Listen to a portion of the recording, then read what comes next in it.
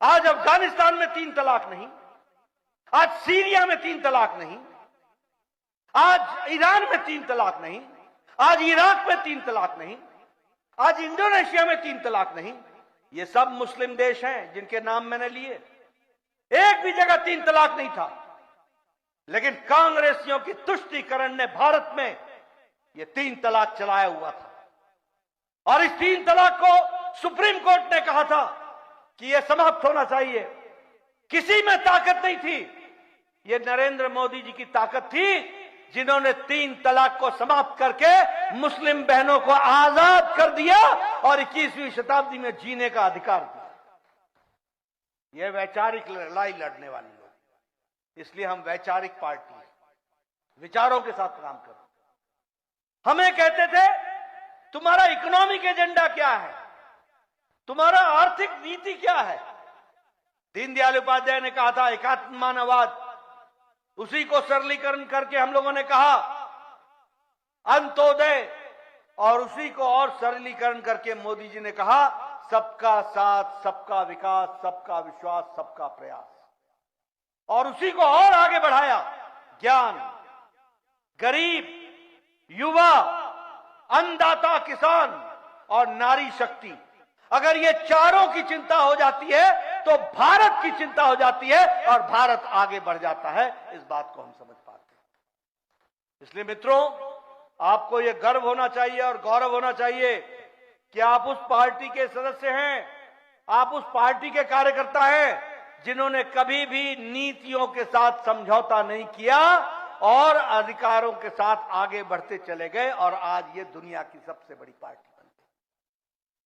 आज हम cadre based party है। यहां आप देख रहे हैं राष्ट्रीय अध्यक्ष भी है, प्रदेश का अध्यक्ष भी है, जिले का अध्यक्ष भी है, मंडल का अध्यक्ष भी है। और आपको जानकर खुशी होगी कि आज भारत में 8,60,000 बूथ पर हमारा अध्यक्ष खड़ा है और अध्यक्ष के माध्यम से काम चल रहा है। हम दुनिया की सबसे बड़ी मास पार्टी, 303 हमारे लोकसभा के सदस्य रहे हैं और अब की बार हम उस ओर दिशा की ओर जा रहे हैं। 97 हमारे राज्यसभा के सदस्य हैं, 1500 में 12 कन हमारे विधानसभा के सदस्य हैं, 180 के आसपास हमारे मेयर हैं, हमारे जिला परिषद के सदस्य हजारों में। ये सबसे बड़ी चुनी हुई पार्टी है और चुने हुए नुमाइंदे हैं तो भारतीय जनता पार्टी है। ये आपका गौरव है, ये आपकी ताकत है, ये आपके माध्यम से पार्टी को ताकत मिली है और उसको हम लोग आगे बढ़ा रहे हैं। मित्रों, मैं यहां एक बात और बताना चाहता हूं। आज हम अनुराग जी के लिए वोट मांगने आए हैं। ये अनुराग जी के लिए वोट मांगने के साथ साथ ये सिर्फ अनुराग जी को चुनाव जिताना नहीं है, ये चुनाव विकसित भारत के संकल्प को पूरा करने का चुनाव है। इसको भी हमको याद रखना चाहिए। आज मैं आपके साथ बताना चाहता हूं कि भारतीय जनता पार्टी मोदी जी के नेतृत्व में क्यों आनी चाहिए।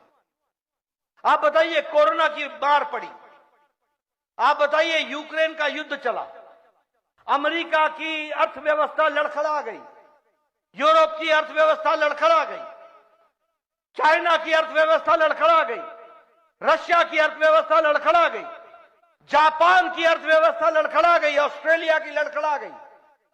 लेकिन आपको जानकर खुशी होगी कि इन्हीं 5 वर्षों में भारत आज अर्थव्यवस्था में और आर्थिक दृष्टि से आज 11वें नंबर से छलांग लगाकर ब्रिटानिया को पछाड़कर आज भारत 5वें नंबर की अर्थव्यवस्था बन गई। 5वें नंबर। ये कोरोना के मार के बाद हुआ है, ये यूक्रेन के युद्ध के बाद हुआ है। और आप मोदी जी को फिर से चुनाव जिताएंगे। मैं आपको बताना चाहता हूं कि मोदी जी तीसरी बार प्रधानमंत्री बनेंगे और तीसरी बार ही तीसरी अर्थव्यवस्था भारत बन जाएगा। तीसरी अर्थव्यवस्था बन जाएगा। पेट्रोकेमिकल्स में हम सबसे आगे, दवाई बनाने में दुनिया में दूसरे नंबर पर हम खड़े हो गए। दुनिया की हम डिस्पेंसरी बन गए। सबसे सस्ती और सबसे असरदार दवा आज भारत बना रहा है, दुनिया की डिस्पेंसरी बन गए। आज हम पेट्रोकेमिकल्स में आगे निकल गए, स्टील में हम दूसरे नंबर पर खड़े हो गए। और आप लोगों के हाथ में मोबाइल है, मैं बार बार बोलता हूं, 10 साल पहले इस मोबाइल पे लिखा होता था मेड इन चाइना, 10 साल पहले इस मोबाइल पे लिखा होता था मेड इन कोरिया, 10 साल पहले मोबाइल पे लिखा होता था मेड इन जापान, 10 साल पहले लिखा होता था मेड इन ताइवान। आज आपके मोबाइल पे लिखा है मेड इन इंडिया। आज भारत में मोबाइल बन रहा है, एप्पल का मोबाइल भी आज भारत में बन रहा है। इसलिए विकास की दृष्टि से अगर हम देखें, हर दृष्टि से आगे बढ़ने का काम कांग्रेस ने तो यहां तक पहुंचा दिया, यूपीए की सरकार में गणेश भगवान भी दीपावली में चाइना के बने हुए आया करते थे। गणेश भगवान भी हमारे आपने अपने भगवान बनने भी बंद हो गए थे। आज दुनिया में तीसरे नंबर पर भारत टॉय इंडस्ट्री में है और सबसे बड़ा एक्सपोर्टर बन गया है। यह भारत की बदलती तस्वीर है।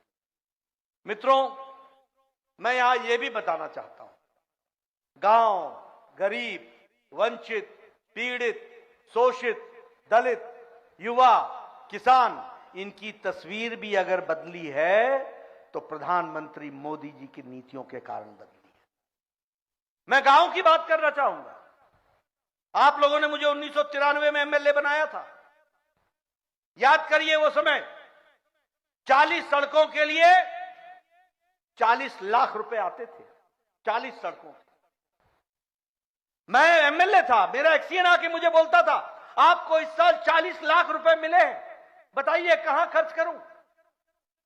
मैं कहता था कोई एक सड़क ढूंढ लो भाई, उसी में लगा दो 40 लाख, और तो कुछ होगा नहीं। आधा किलोमीटर सड़क बनती थी, आधा किलोमीटर सड़क बनती थी।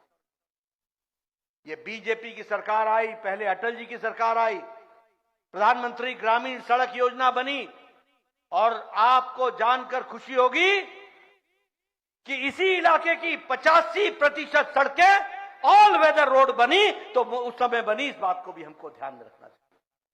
गांव का विकास हुआ। आज 1.5 लाख पंचायतों में ऑप्टिकल फाइबर पहुंचाया जा रहा है। 2 लाख गांव से ज्यादा को आज कॉमन सर्विस सेंटर से जोड़ दिया गया है। यह विकास की कहानी है, यह गांव के विकास की कहानी है। आज बताइए, सारे गांव पक्के सड़क से जुड़े हैं कि नहीं जुड़े हैं? जुड़े हैं कि नहीं जुड़े हैं? जरा जोर से बोलो भाई, जुड़े हैं कि नहीं जुड़े हैं? और यही सड़कें पहले हम पगडंडियों में चला करते थे। आज गांव मजबूत हुआ है। प्रधानमंत्री आवास योजना की बात करना चाहूंगा। आज एक एक पंचायत में 30-30 घर पंचायत में बन रहे हैं। 4 करोड़ घर बने, 4 करोड़। और अनुराग जी को जिता के भेजिएगा, चारों प्रत्याशी जिता के भेजिएगा, 3 करोड़ और घर बनेंगे 5 साल में, आपको मैं बताना चाहता हूं।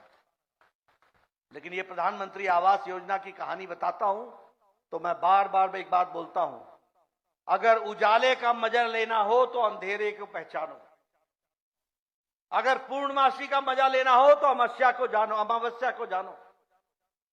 वो दिन भी जानो जब हम एमएलए हुआ करते थे और मेरे पास वीडियो आया करता था और बोलता था नड्डा साहब आपको खुशखबरी सुनाएं। मैं बोलता था बोलो। बोलता इस साल आपको इंदिरा आवास योजना में 2 घर मिले हैं, बताइए किसको दे। मैं बोलता था तू ही रख ले भाई, मैं कहां बांटूंगा ये 2 घर। आज एक एक पंचायत में 40-40 मकान बन रहे हैं, 4 करोड़ घर बन गए। और कैसे घर बने? Drawing room, bedroom, kitchen with gas का सिलेंडर और साथ में उसके शौचालय, टॉयलेट, ये घर बने। और मैं आपको इस दृष्टि से यह भी बताना चाहूंगा कि इसी में जोड़ने के लिए हर दृष्टि से अब जो प्रयास हो रहा है वो इस बात का हो रहा है कि अब प्रधानमंत्री हर घर मुफ्त सूर्य और ऊर्जा योजना को हम चलाने वाले हैं। अब आपका बिल 0 और 300 यूनिट की माफी वाली बात चली जाएगी। हर घर पर सौर ऊर्जा लगेगा। और प्रधानमंत्री जी ने कहा है कि आपकी बिजली का बिल 0 हो जाएगा और जो आपकी बिजली की खर्च बचेगा वो सरकार खरीद लेगी और आमदनी का जरिया भी होगा। इस तरीके से हमारे काम है। ये छोटी घटना नहीं है, ये बहुत बड़ी घटना है। मैं आपके सामने बताना चाहता हूं, 38,000 घर बने हैं यहां प्रधानमंत्री आवास योजना में, 38,000 हमारे हिमाचल प्रदेश में। और अब जो प्रधानमंत्री सूर्य घर मुफ्त योजना जो है, इसके तहत हर घर को जोड़ा जाएगा, हर घर को जोड़ा जाएगा। मैं आपको बताना चाहता हूं, ये सब लोग बैठे हैं, ये लंबे समय से एमएलए एमपी रहे हैं, ये सब चिट्ठियां लिखा करते थे और आप लिखवाया करते थे, प्रधानमंत्री जी मेरे इलाके में एक गरीब व्यक्ति है, उसका बाईपास का ऑपरेशन होना है, उसको नया वेल्व लगना है, उसका किडनी का ऑपरेशन होना है, उसका अन्य ऑपरेशन होना है, कृपया 5 लाख देने की कृपा करें, 1 लाख देने की कृपा करें, 1.5 लाख देने की कृपा करें, अनुशंसा करें। बोलिए ऐसी चिट्ठियां लिखते थे कि नहीं लिखते थे? लिखते थे कि नहीं लिखते थे? इसका घर बिक जाएगा, इसको कैंसर हो गया है, गंभीर बीमारी से लड़ने का इलाज नहीं है। आपको जानकर खुशी होगी, प्रधानमंत्री मोदी जी की बड़ी सोच देखो। मैं ही स्वास्थ्य मंत्री। भूषण ज्वेलर्स सोलन, प्रदेश और देश भर में जाना पहचाना नाम। भूषण ज्वेलर्स लोअर बाजार सोलन, हिमाचल प्रदेश। उच्च गुणवत्ता की ज्वेलरी के लिए आप हमें हमारे द्वारा दिए गए नंबर्स पर संपर्क कर सकते हैं। आपका विश्वास ही हमारी पहचान है। Delhi world public school, Chail road, Kotla, तहसील कंडाघाट, जिला सोलन, हिमाचल प्रदेश। एडमिशन शुरू हो चुकी है। आप हमें हमारे द्वारा दिए गए नंबर्स पर संपर्क कर सकते हैं।